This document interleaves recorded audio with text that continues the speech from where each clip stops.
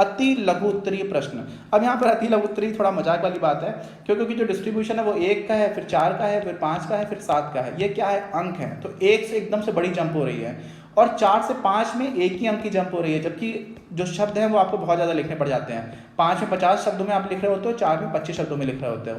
कोई बात नहीं, अपना अपना है, सब अलग अलग बोर्ड्स का अलग अलग सीन है, कोई बात नहीं, चलते हैं। सकारात्मक अर्थशास्त्र और आदर्शक अर्थशास्त्र में उपयुक्त उदाहरण सहित अंतर स्पष्ट कीजिए। देखो, हम लोगों ने जो भी आंसर्स लिखे हुए हैं काफ़ी डिटेल में लिखा हुआ है। आप लोगों को क्या समझना है कि आप लोगों के लिए 4 अंक का अगर आया और अति लघु उत्तरीय है तो 25 शब्दों में आपको लिख करके आना है। ठीक, तो हम लोगों ने जो बनाया हुआ है वो ज़्यादा विधिवत उत्तर लिखा हुआ है। आप उतना नहीं भी लिखोगे तो भी चलेगा, लेकिन होता क्या है, सकारात्मक में क्या होता है? सकारात्मक में होता है आंकड़ों की बात की जाती है। किसकी बात की जाती है? आंकड़ों की।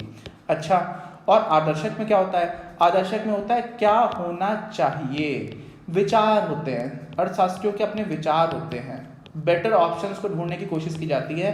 यहाँ पर बात होती है आंकड़ों की।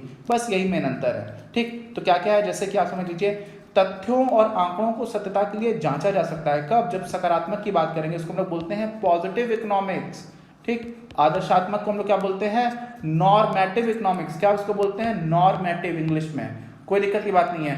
अब क्या होना चाहिए क्या नहीं होना चाहिए, इसलिए इनकी सत्यता को जांचा नहीं जा सकता ठीक से।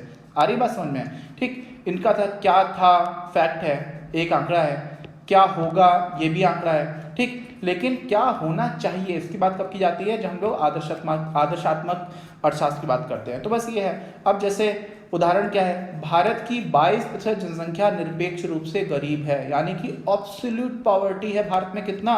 22% पॉपुलेशन में। तो ये एक फैक्ट है, एक तथ्य है। तो ये क्या हो गया आपका? सकारात्मक अर्थशास्त्र के अंतर्गत इस तरह का वाक्य आएगा सुनने में। ठीक, अच्छा, अब मनरेगा। मनरेगा क्या है? महात्मा गांधी राष्ट्रीय ग्रामीण रोजगार गारंटी अधिनियम एक दिन देश में बेरोजगारी की समस्या का अंत करेगा। अब इसकी जांच कैसे कर पाओगे? आप कहोगे यहाँ पे चाहिए तो लिखा नहीं है। भाई, ये एक ऐसा विचार है। ठीक है, तो क्या होगा, इस तरह के जो स्टेटमेंट्स आते हैं वो आपके आदर्शात्मक के अंतर्गत आ जाते हैं। ठीक, अच्छा, आगे बात समझ में, आगे बढ़ते हैं। मांग से क्या अभिप्राय है? वाह, इतना आसान प्रश्न। बाजार मांग का आशय स्पष्ट कीजिए।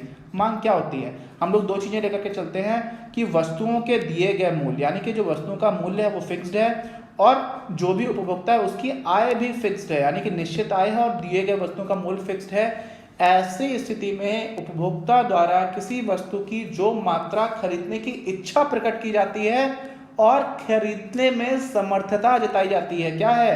इच्छुक और समर्थ। ऐसा नहीं कि इच्छा तो मेरी है BMW गाड़ी खरीदने की, लेकिन मेरी सामर्थ्य नहीं है। तो अगर मैं समर्थ नहीं हूँ वो काम करने में, सामर्थ्यशाली नहीं हूँ, तो फिर उसको मांग नहीं कहा जा सकता। क्यों? क्योंकि हम लोग थोड़ा सा क्रूर सिस्टम की बात करते हैं। क्रूर समझते हैं क्या? क्योंकि कैपिटलिस्ट इकोनॉमी की बात करते हैं। यहाँ पर आपको बाजार में चीजें खरीदने को मिलेंगी। ठीक है, तो मांग से क्या अभिप्राय हो गया? वस्तु की मात्रा जिसे एक उपभोक्ता वस्तु के दिए गए मूल्य और किसी निश्चित आय पर खरीदने के लिए इच्छुक और समर्थ है, उसे उस वस्तु की मांग कहते हैं। बस हो गया, इतनी सी बात। अच्छा, आगे क्या बात है? आगे है बाजार मांग की बात भी करनी है। तो बाजार मांग में आप लोगों को याद होगा, हम लोगों ने हॉरिजॉन्टल समेशन यानी कि समस्तरीय संकलन की बात की थी। समस्तरीय समाकलन भी इसको बोला करते हैं। क्या हो जाता है? सारे उपभोक्ताओं का आपने मांग वक्र लिया, सबको हॉरिजॉन्टल यानी कि समस्तरीय जोड़ दिया, तो आपको बाजार मांग मिल जाती है। अब जिसको समझ में नहीं आया वो सोचेगा क्या बता दिया सर ने, तो आराम से फिर से सुन लो। यहाँ पर क्या है? बाजार मांग, मान लीजिए बाजार में 2 ही लोग हैं, आप हो और मैं हूं। आपको 10 रुपए पर, कितने पे? 10 रुपए पे आप 2 क्रिकेट गेंद खरीद सकते हो। ठीक, और मैं गरीब आदमी हूँ, मैं बोलता हूँ 10 रुपए होगा तो मैं एक ही खरीद पाऊंगा। अच्छा, बाजार में कितने लोग हैं? उपभोक्ता 2, एक आप एक मैं, दोनों मिला के कितना खरीद सकते हैं? 3। तो पूरा बाजार 3 खरीद पा रहा है। बस, तो इसमें क्या हो जाएगा? प्राइस आपका ये था, इधर हम लोग प्राइस दिखाते हैं, इधर हम लोग डिमांड दिखाते हैं, क्वांटिटी डिमांडेड होता है एक्चुअली। इधर भी प्राइस है, इधर क्वांटिटी डिमांडेड है। ये आपका बाजार में हो जाएगा, प्राइस और क्वांटिटी डिमांडेड। अब क्या हुआ? 10 तो यहाँ पर भी है, 10 ही यहाँ पर भी है, तो बाजार में भी 10 ही रुपए की बात की जा रही है ना, लेकिन क्वांटिटी क्या थी? यहाँ पर आप 2 खरीद रहे थे, यहाँ पर 1 ही खरीदा जा रहा था, तो दोनों को मिलाकर के 3 खरीदा जा रहा है। तो क्या हो जाएगा? इसी तरह से सारे पॉइंट्स को जोड़ दोगे तो आपको मिल जाएगा बाजार मांग। इसको हम लोगों ने बहुत ही डिटेल में चर्चा कर रखी है। कोई भी दिक्कत है तो आप वीडियो जाकर के देख सकते हैं।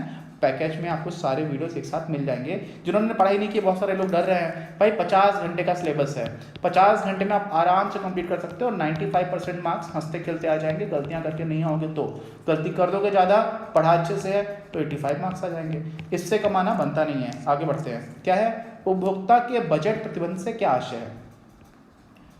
बजट सेट से क्या अभिप्राय है?